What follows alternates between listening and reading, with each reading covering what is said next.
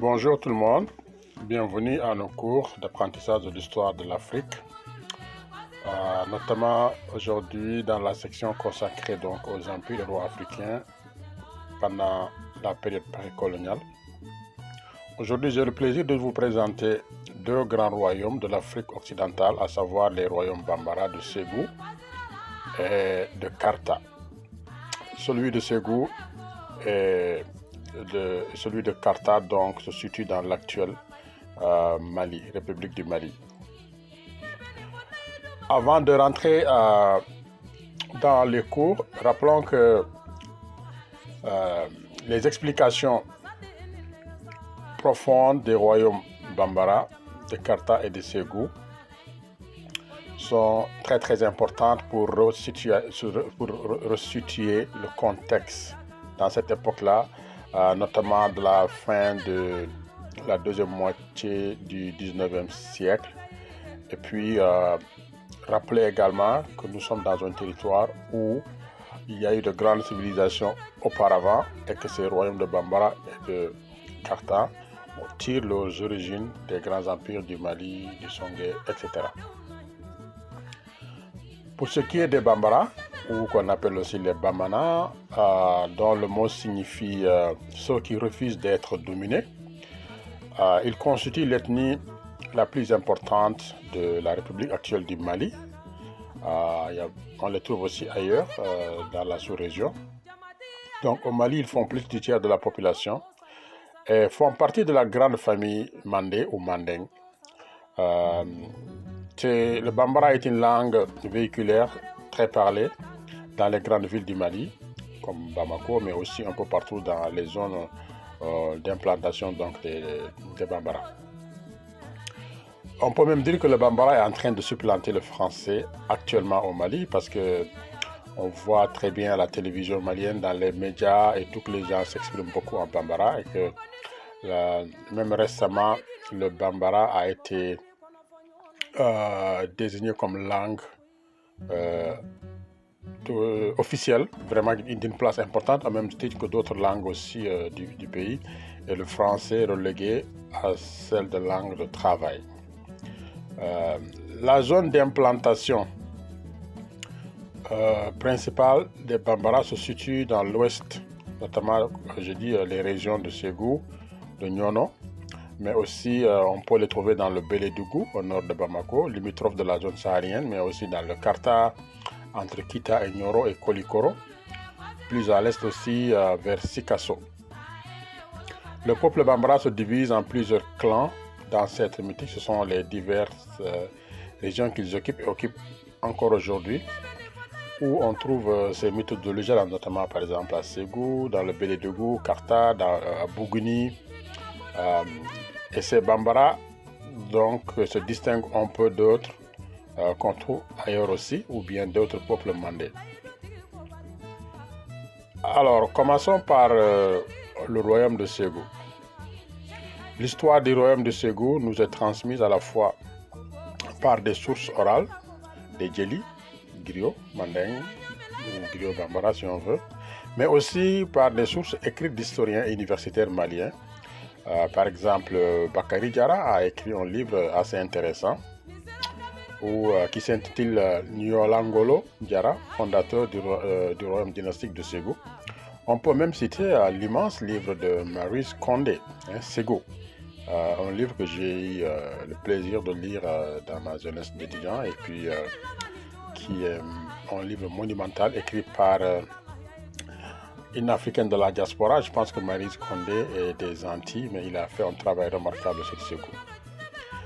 Les murailles de la terre de Ségou, donc il parle de Ségou, les murailles de la terre, c'est ça le titre du livre en fait. Les différentes sources, qu'elles soient orales, écrites ou même archéologiques, nous informent sur le royaume de Ségou, qui était donc situé sur le Haut-Niger, berceau de grandes civilisations, comme j'ai dit, notamment au Moyen-Âge, avec les civilisations de l'Empire du Mali, Songé, etc.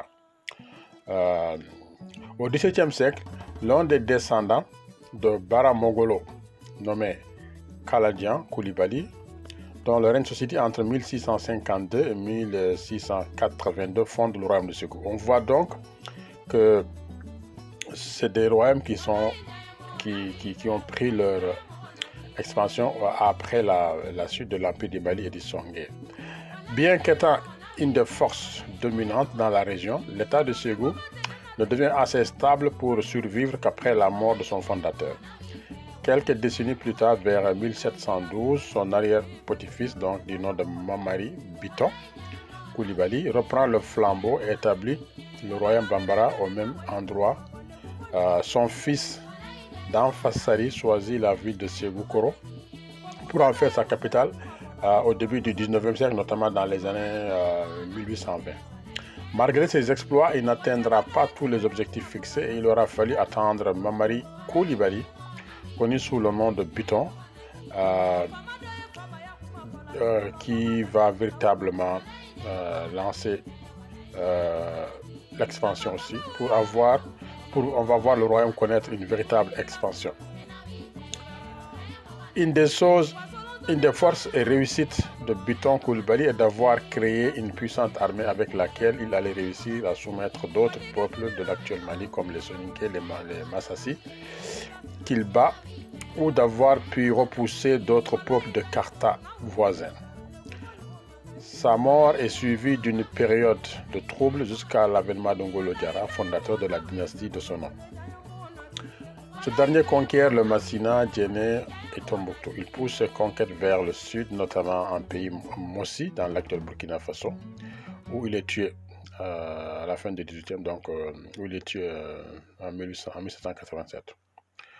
Pour lui succéder au trône, ses fils se disputèrent de la direction du royaume. C'est finalement l'un d'entre eux nommé Manson qui l'emporta et devient Fama, le titre que prenaient donc les rois, les chefs.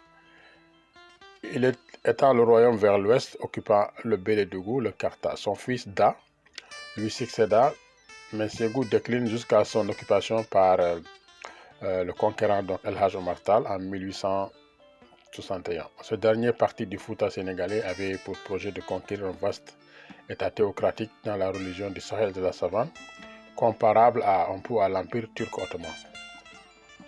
Une des grandes réussites du royaume Ségou, c'est la mise en place d'une armée puissante et un État guerrier dans une Afrique de l'Ouest en proie à de multiples facteurs de déstabilisation, notamment la lutte entre royaumes qui voulaient agrandir leurs frontières, lutte contre les chefs musulmans qui souhaitaient convertir la région à des confréries comme un peu plus novateurs, par exemple, ou encore lutte contre des conflits un peu plus novatrices, excusez-moi, ou encore lutte contre les pratiques esclavagistes des arabo-musulmans. Vous savez que malgré l'abolition, la fin de l'esclavage transatlantique, l'esclavage arabo-musulman continuait dans la région. Tout cela donc était des facteurs déstabilisants. Et surtout, on sait très bien l'avancée donc de la conquête coloniale dans la deuxième moitié du 19e siècle. Dans un tel contexte et dans un environnement aussi redoutable, il était important d'avoir une armée puissante et organisée. Ce fut donc le cas pour Ségou et pour le Karta qu'on verra plus tard.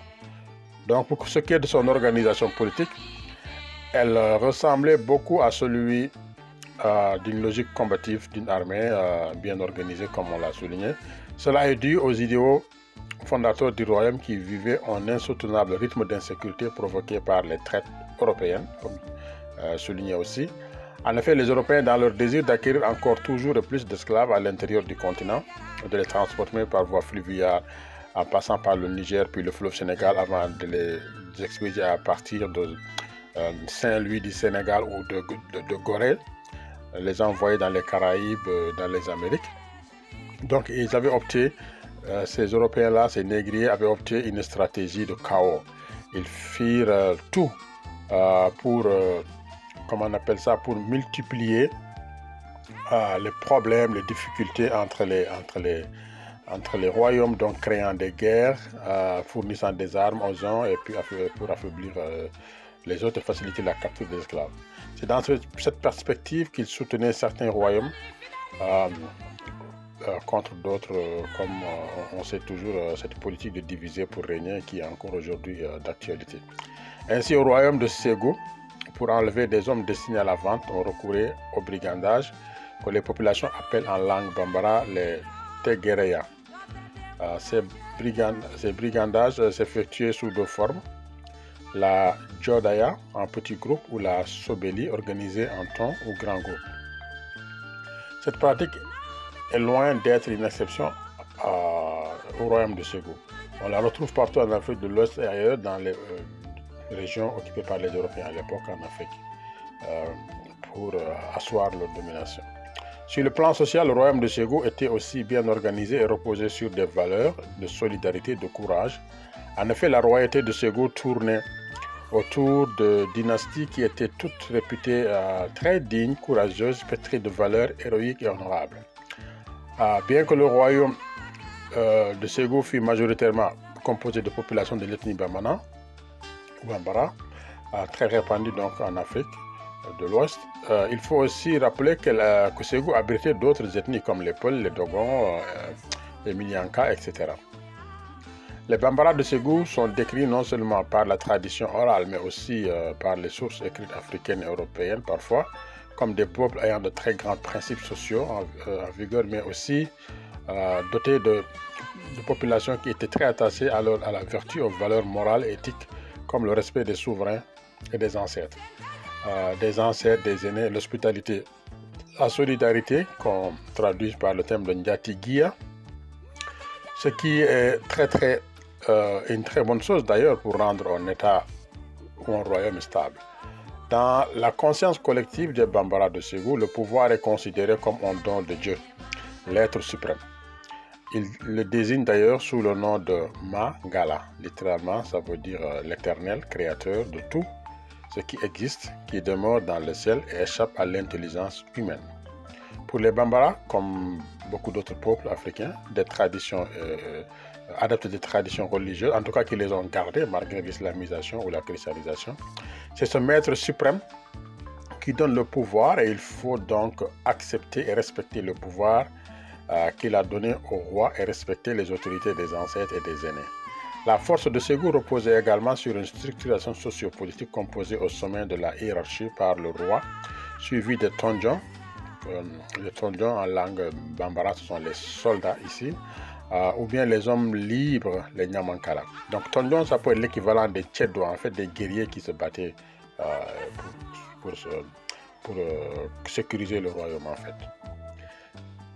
Cette répétition sociale est très ancienne en Afrique de l'Ouest et remonterait d'après certains écrivains, même à l'Égypte pharaonique, que les Africains appellent Kama ou Kamet, et qui a fait leur fierté et leur grandeur pendant longtemps dans l'Antiquité avant le déclin et les a conduits à des migrations dans plusieurs directions du continent. À l'image de l'Empire du Mali, ces derniers étaient constitués entre autres de Noumou, de Djeli, de Founé, de Woloso, de Djon, etc. Ceux-ci sont donc des différentes castes structurées dans la société. Malgré la présence de l'islam depuis le XIe siècle, qui s'est accéléré les siècles suivants, les Bambara de Ségou, même islamisés, restèrent très attachés aux croyances traditionnelles léguées par les ancêtres. C'est d'ailleurs un indice clair d'un peuple fier de son histoire et de sa civilisation multiséculaire, qui, même dominé à certains épisodes de l'histoire, n'abandonne jamais l'essentiel, à savoir son âme. C'est pourquoi tous ceux qui ont écrit sur les Bambara de Ségou mentionnent qu'ils adoraient leurs fétiches.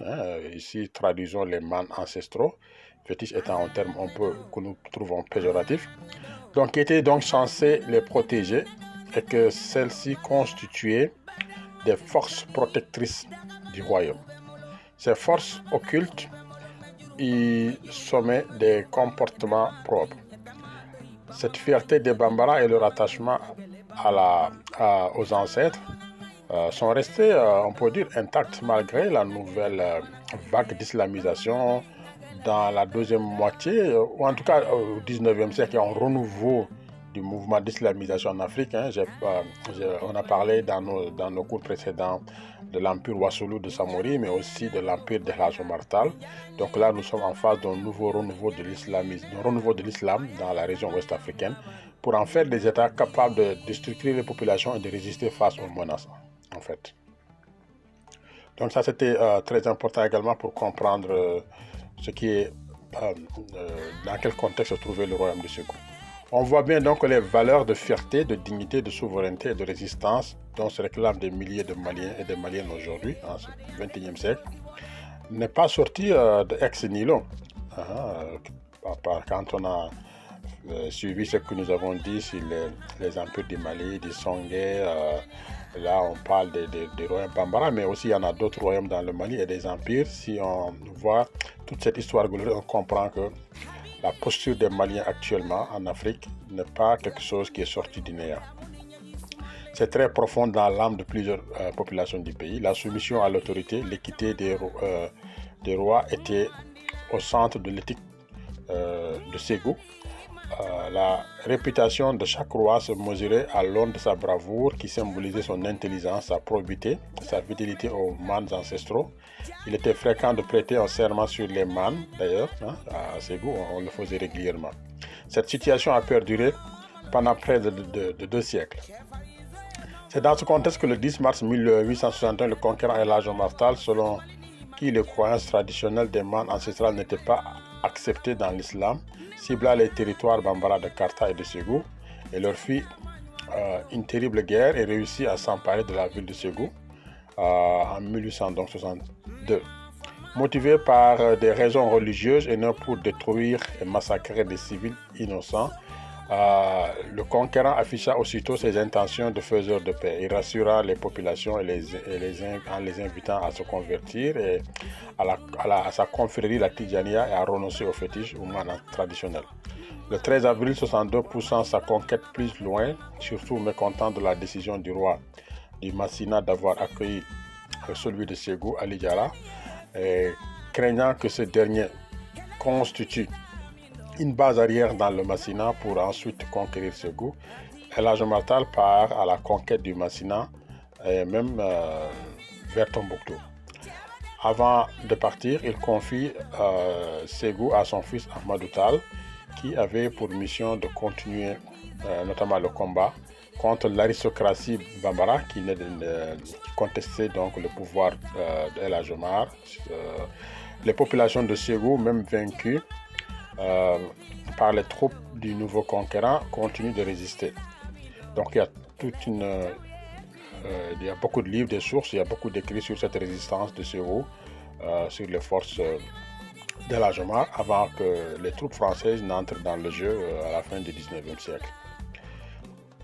Ça, c'est très important à souligner. Il faut aussi remarquer que vers cette période donc, des années 1880-90, nous allons vers la ruée, vers l'Afrique. Le Soudan commence à être occupé et là, les Bambara vont nouer des alliances également avec le nouveau venu, donc le colonisateur français, qui lui était mieux armé et doté d'unités de soldats, les fameux tirailleurs sénégalais, les spahis soudanais, donc en fait les troupes supplétives de l'armée coloniale française, qui appuyèrent donc Ségou pour renverser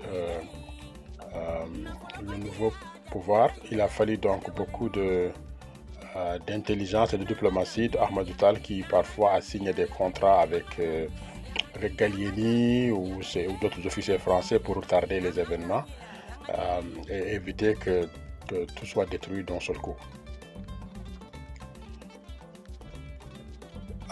Donc on peut dire qu'une fois que les troupes coloniales françaises sont rentrées dans la danse et ont utilisé aussi les Bambara de Ségou contre l'empire de l'El Hadj Omar, dans les années donc 1895, 96, 97, Ahmadou Tall va entreprendre une migration. Il va se retrouver donc dans l'actuel Nigeria. C'est l'empire Sokoto fondé par Othman Danfodio, qui a été fondé au début du 19e siècle, entre 1804 et 1810.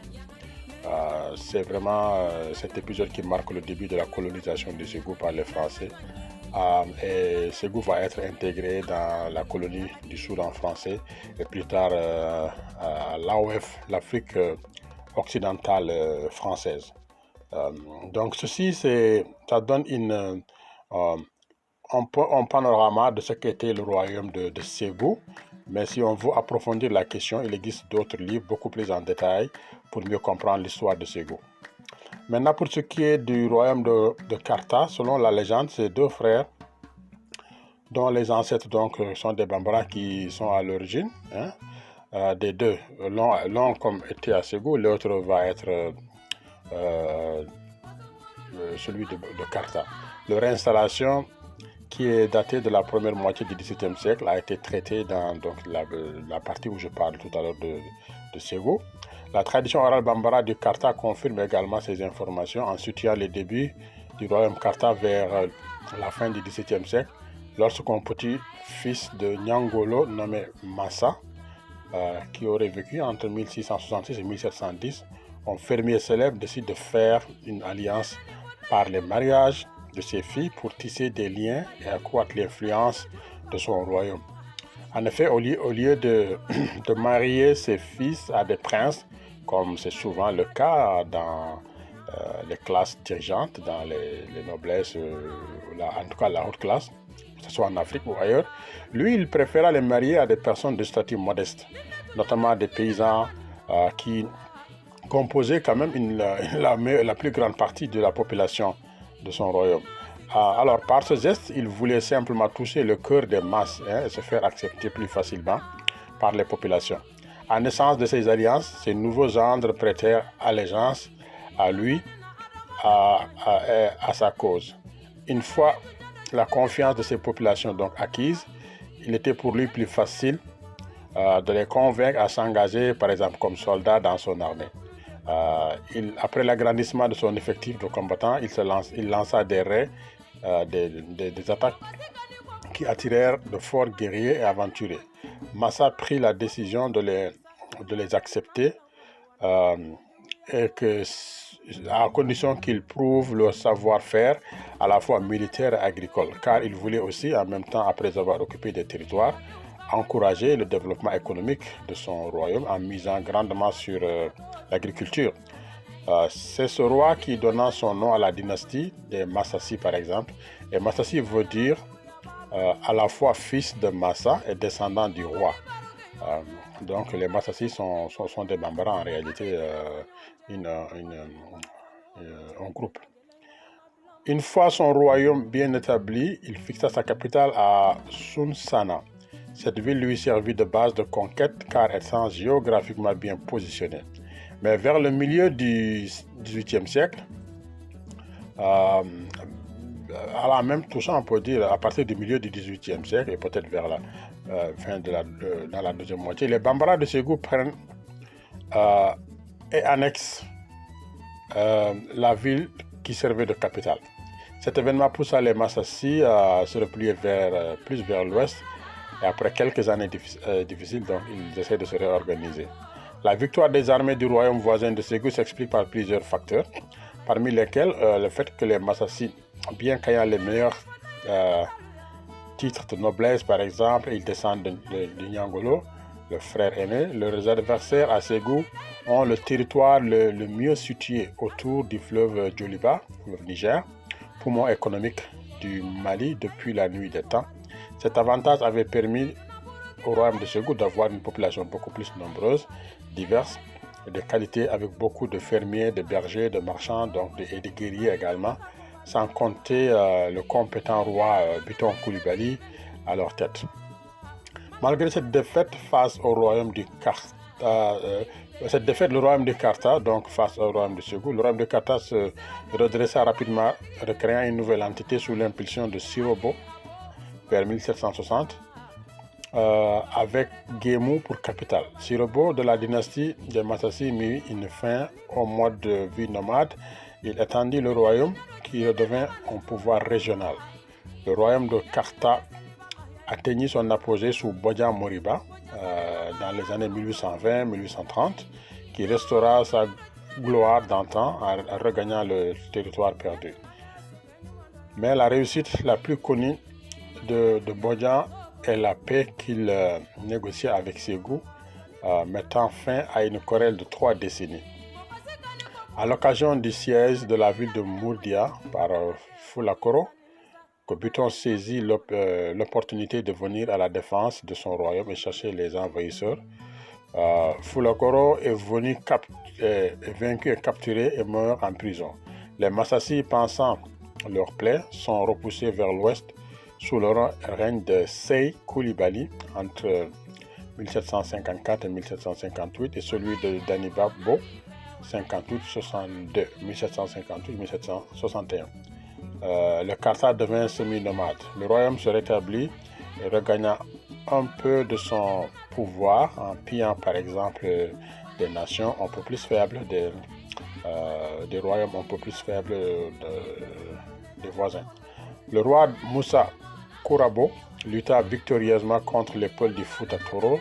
Sous le règne de Bodja Mariba, le royaume du Karta atteignit son opposé entre 1818 et 1832, comme nous l'avons souligné. Le Ngalam, le Bambouk, le Ngalam est situé dans l'est du Sénégal, le Bambouk dans le sud du Mali, sud-ouest, et même le Saloum dans le sud-ouest du Sénégal, ont été des territoires qui ont été rasés donc par les armées du Karta. De 1832 à 1844, Garam lutta contre les Diawara, les Soninké, donc qu'on retrouve à la frontière Mali-Sénégal. Mais aussi dans les années 1854, le royaume est détruit par El Hadj Omar. Donc il a fallu l'armée du conquérant El Hadj Omar, dans sa volonté de créer un État théocratique qui est beaucoup plus puissante que celle de Karta, qui réussit à la détruire et à prendre le contrôle de Karta, comme nous l'avons expliqué tout à l'heure pour Ségou. Une fois que le Karta est pris, il va installer ici sa capitale, le roi, à Nioro en fait, ce qui était la capitale, et puis les forces omariennes s'emparent du Karta et se lancent vers la conquête de Ségou. On peut dire que les deux royaumes Bambara de Karta et Ségou tombèrent simultanément, parce que c'est comme 8 années d'intervalle. Le chef musulman El Hadj Omar réussit à convertir les populations à la Tidjania et chercha à mettre fin aux croyances traditionnelles qui avaient été acceptées par les anciens empereurs du Mali et du Songhai, qui étaient peut-être plus, en tout cas, moins exigeants, plus tolérants envers les religions traditionnelles africaines que les leaders des États théocratiques du 19e siècle, comme les Samori ou El Hadj Omar par exemple. Mais ceci n'est qu'une étape, car même vaincus militairement, les Bambara ne s'avouent jamais réellement vaincus. Ils cherchent toujours une occasion pour nouer des alliances et sortir de la domination. C'est dans ce contexte particulier que dans les années 1890, les Bambara de Karta, tout comme ceux de Ségou, s'allient avec les Français pour reprendre le pouvoir aux mains de toutes couleurs, des gens de El Hadj Omar, les Halpularen. Le fils de El Hadj Omar Tal, Ahmadou, fait les frais de cette alliance. Il est obligé de fuir donc la ville de Ségou, comme nous avons dit, et puis se retrouver dans le Sokoto. Donc c'est aussi ce qui marque la fin du bref empire musulman. Une fois donc les Français arrivent à la fin du 19e siècle. C'est le moment idéal pour ces impérialistes, après avoir divisé en soutenant les uns contre les autres, de finalement les vaincre tour à tour et avancer dans leur projet de colonisation de la région du Sahel et de la savane ouest africaine. Donc Karta va être dans la colonie du Soudan français, l'AOF, et c'est à partir de ce moment donc que ce royaume est complètement fini. Voilà. Donc je m'arrête là pour la présentation sur le royaume du Karta. Il y a beaucoup de lectures qu'on peut utiliser sur l'histoire du Mali. Vous pouvez également regarder l'histoire générale de l'Afrique à la section consacrée à l'Afrique du 19e, 18e, 19e siècle. Il y a beaucoup d'informations et pas mal de livres sur ces royaumes-là. Je vous remercie et vous souhaite de passer une excellente journée en attendant nos prochains cours sur cette période clé de l'histoire africaine. Au revoir.